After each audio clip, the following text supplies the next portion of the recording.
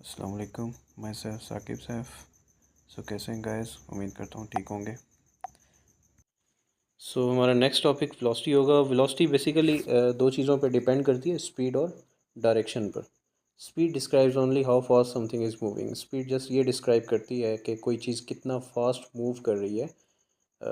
ये हमारी स्पीड होगी। To determine direction you need to know the velocity. अगर आपने डायरेक्शन देखनी है तो आपको वेलोसिटी को स्टडी करना पड़ेगा। वेलोसिटी में इंक्लूड होता है स्पीड ऑब्जेक्ट की और उसकी डायरेक्शन, जो ऑब्जेक्ट मूव कर रहा है उसकी डायरेक्शन। बिकॉज़ ये दो चीज़ों पे डिपेंड करती है, वो है डायरेक्शन और स्पीड। अगर कोई भी ऑब्जेक्ट मूव कर रहा है तो उसकी स्पीड कांस्टेंट रहनी चाहिए।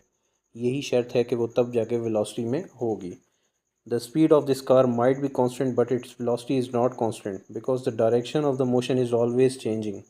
अब यहाँ पे हम ये कह सकते हैं कि speed of the car might be constant. वो स्पीड तो कार की कांस्टेंट है बट उसकी डायरेक्शन कांस्टेंट नहीं है, बिकॉज वो एक सर्कुलर पाथ में मूव कर रही है, जिसकी वजह से उसके अंदर एक जो हमारा फैक्टर है स्पीड का वो तो है, बट सेकंड फैक्टर हमारा नहीं है जो कि डायरेक्शन का है, जिसकी वजह से ये सर्कुलर पाथ में मूव करती हुई गाड़ी वेलोसिटी में इंक्लूड नहीं होगी। तो ये हमारी वेलोसिटी नहीं कहलाएगी। तो आइए हम यहाँ पे थोड़ा सा कंपैरिजन कर लेते हैं स्पीड और वेलोसिटी के दरमियान। How are speed and velocity similar? They both measure how fast something is moving. दोनों का मकसद तो यही बताना है कि कितनी तेज़ी से कोई चीज़ मूव कर रही है एक पोजीशन से, एक पॉइंट से दूसरे पॉइंट पे। तो सेकंड पॉइंट हमारा है how are speed and velocity different.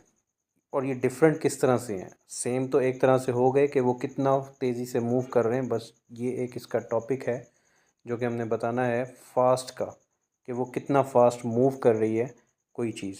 तो डिफरेंस फिर क्या आ जाएगा इसमें? डिफरेंस ये आएगा कि डायरेक्शन वेलोसिटी के अंदर होगी, स्पीड के अंदर नहीं होगी। जिस तरह से हमारे पास डिस्टेंस और डिस्प्लेसमेंट के दरमियान हमने एक डिफरेंस बताया था कि डायरेक्शन का डिफरेंस होता है, तो इसी तरह से स्पीड और वेलोसिटी के दरमियान भी जो मेजर डिफरेंस है वो डायरेक्शन का होगा। बिकॉज स्पीड अगर है, कांस्टेंट है, डायरेक्शन नहीं है, तो हमारी वो वेलोसिटी नहीं कहलाएगी। दैट्स वाई हमारा मेजर डिफरेंस होगा स्पीड और वेलोसिटी के दरमियान। तो इसीलिए नीचे एक रिजेम्बलेंस दिखाई गई है कि क्या डिस्प्लेसमेंट और डिस्टेंस से कुछ इसका ताल्लुक़ है, उससे मिलती जुलती है। तो उससे मिलती जुलती जस्ट एक ही चीज़ है, वो है डायरेक्शन। के उसके अंदर भी डायरेक्शन मस्ट है डिस्प्लेसमेंट में, और वेलोसिटी में भी डायरेक्शन मस्ट है। और स्पीड में डायरेक्शन नहीं चाहिए और डिस्टेंस में भी डायरेक्शन नहीं चाहिए।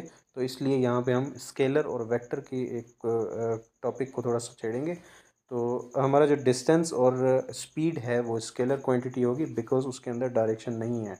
आप वेक्टर्स के चैप्टर को डिस्कस करेंगे तो उसमें आपको पता चलेगा कि जो स्केलर्स होते हैं they don't need direction while the vectors need direction. So यहाँ पे हमारा जो डिस्प्लेसमेंट और वेलोसिटी होगा वो सेम एक तरह से होगा कि उनके अंदर डायरेक्शन का फैक्टर मौजूद है। अब हम ग्राफिकल रिप्रेजेंटेशन की तरफ आएंगे स्पीड की। तो बेसिकली यहाँ पे जो मेजर डिफरेंस है वो यही बताएगा कि स्पीड और वेलोसिटी में क्या फ़र्क है। यहाँ पे हमें जो रिप्रेजेंटेशन दी गई है वो डिस्टेंस और टाइम की दी गई है, बिकॉज स्पीड जो होती है वो डिस्टेंस अपॉन टाइम होती है। तो जब ओरिजिन से हम स्टार्ट लेंगे, एक एक बॉडी फ्रॉम पॉइंट ए से उसने मूव करना स्टार्ट किया, तो स्पीड इंक्रीज़ होते होते एक जगह उसने स्टॉप कर दी गाड़ी और वो वहाँ रुक गया। तो वहाँ पर टाइम तो पास होता गया बट डिस्टेंस ट्रेवल नहीं किया, उसने डिस्टेंस को कवर नहीं किया, जिसकी वजह से स्ट्रेट लाइन आई, यानी कि अपवर्ड पोजीशन में मूव नहीं हुआ।